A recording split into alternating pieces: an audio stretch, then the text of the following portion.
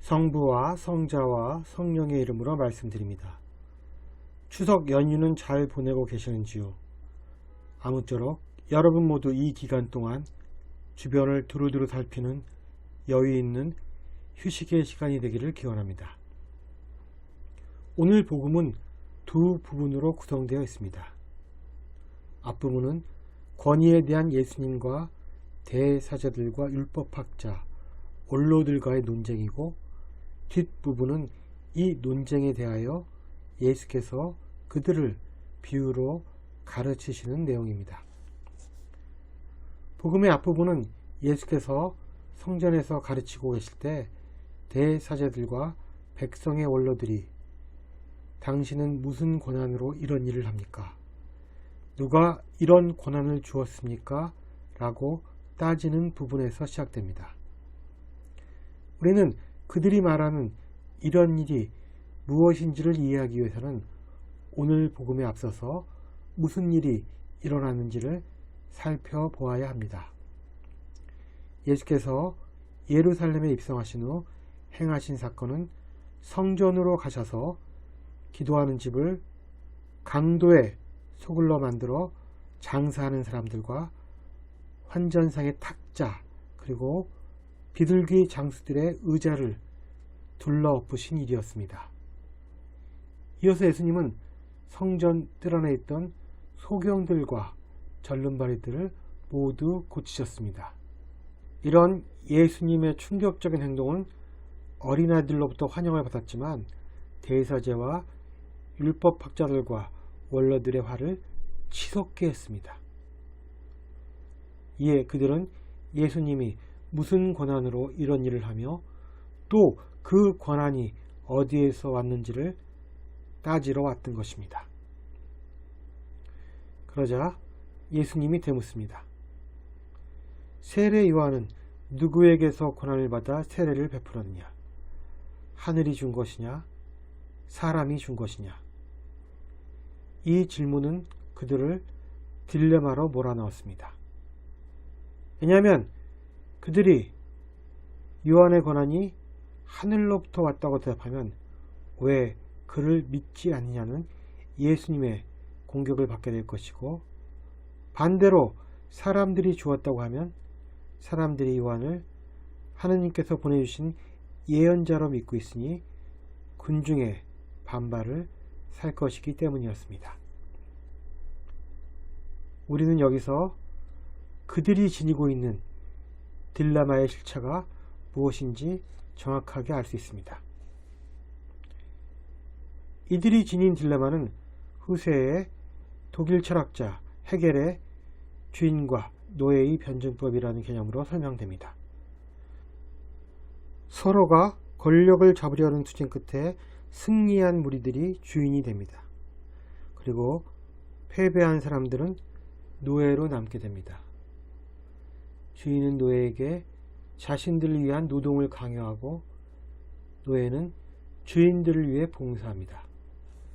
그러나 시간이 흐르면서 주인은 노예의 노동에 의존해서 살아가는 비주체적인 존재가 되고, 오히려 노예는 노동을 통해 자신들이 생산의 주체임을 자각하게 됩니다.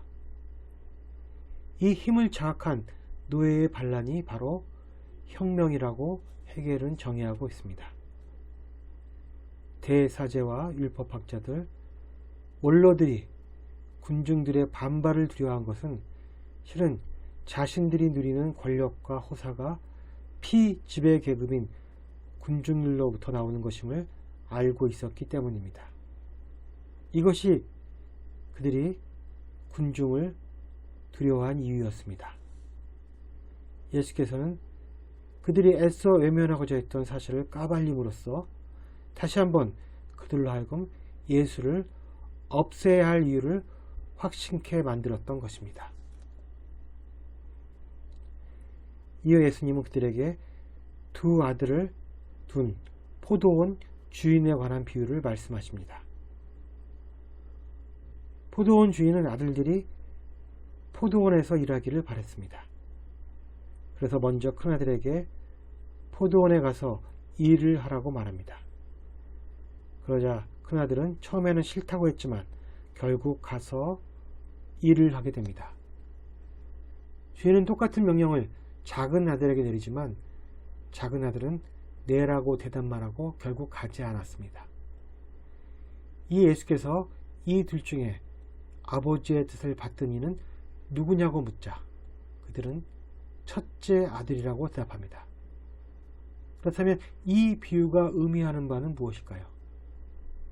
두 아들은 당신에 대해 순종하라는 하나님의 초대에 대하여 사람들이 응답할 수 있는 두 가지 태도를 상징합니다. 예라고 대답하고 실제로는 의무를 회피한 둘째 아들은 하나님에 대한 형식적인 존경은 표했지만 자녀로서의 실제적인 의무는 저버리는 부류입니다. 싫다고 대답했지만 나중에는 행동으로 옮긴 첫째 아들은 자신의 내면에 잠자고 있는 갈등을 극복하고 결국 아버지의 뜻에 순종한 부류입니다. 어쩌면 이 두 부류는 인간이 표현할 수 있는 신앙의 형태이기도 합니다. 작은 아들은 신앙을 순전히 추상적이고 형식적으로 받아들여 지적이고 의지적인 측면에서 신앙의 변화를 가져오지 못한 부류입니다. 큰아들의 경우는 신앙의 성장에는 큰 수고가 따름을 알고 있기에 처음에는 그것에 대한 감당이 어려워 아니오라고 답했지만 결국에는 자기 변화의 길을 가는 부류입니다. 이제 예수께서는 대사제와 율법학자들 그리고 원로들에게 이 비유의 참뜻에 대해 말씀하십니다. 나는 분명히 말한다. 세리와 창녀들이 너희보다 먼저 하느님 나라에 들어가고 있다.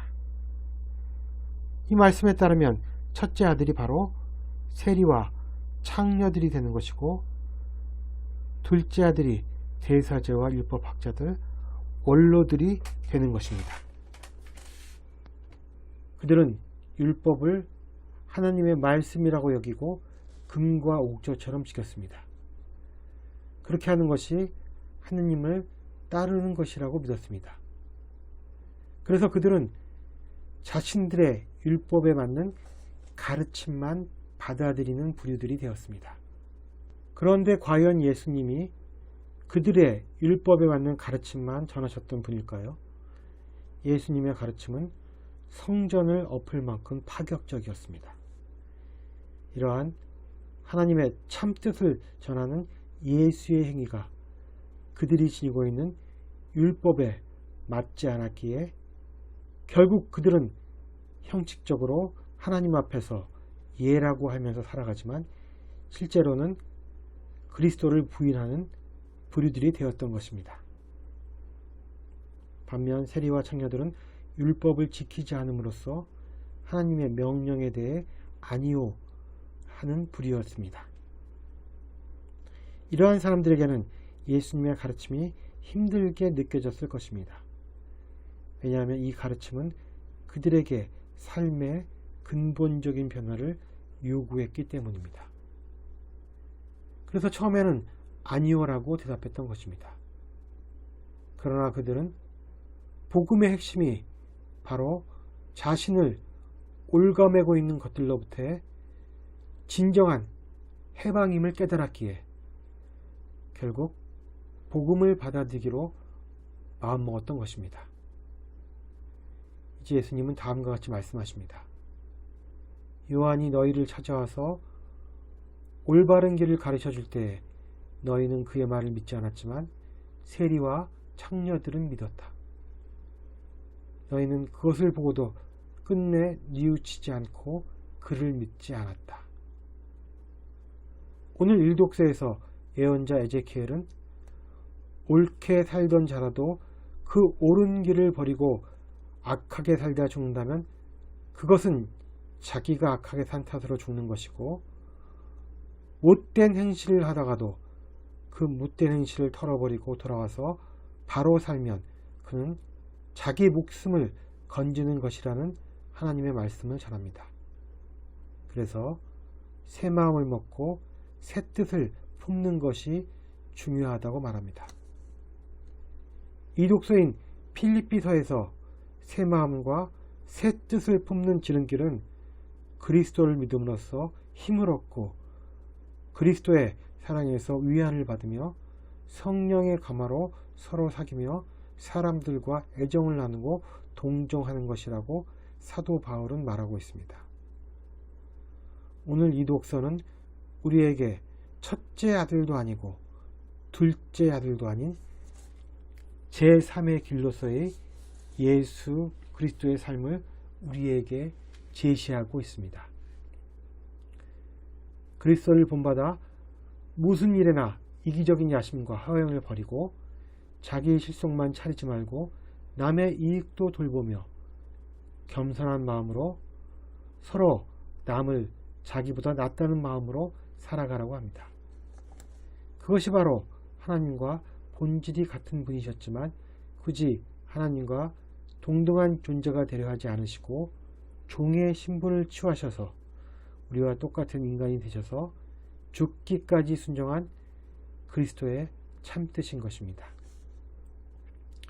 예수님은 당시 모든 사람들이 회개할 필요가 있다고 믿었습니다. 스스로 순종을 가장하고 사는 사람들이나 불순종하여 죄인 취급을 받는 사람들이나 모두 하나님 앞에서 부족한 사람들입니다. 그래서 회개의 기회는 모두에게 주어졌습니다. 그러나 모두가 이러한 기회에 응답한 것은 아닙니다. 높은 사람들이 낮아지기는 어렵지만 낮은 사람들이 올라서는 일이 쉬웠던 것일까요? 우리는 첫째이셨던 그리스도가 이 땅에 내려와 꼴찌가 되시고 그 꼴찌가 다시 하늘에 오르셔서 첫째가 되는 역동성이야말로 하나님의 섭리임을 깨달아야 합니다. 신앙과 변화는 동전의 양면입니다. 변화없는 형식적인 신앙은 우리로 하여금 하나님의 섭리에 뒤처지게 만듭니다. 이것을 깨닫는 저와 여러분이 되기를 주님의 이름으로 기원합니다. 성부와 성자와 성령의 이름으로 말씀드렸습니다. 아멘.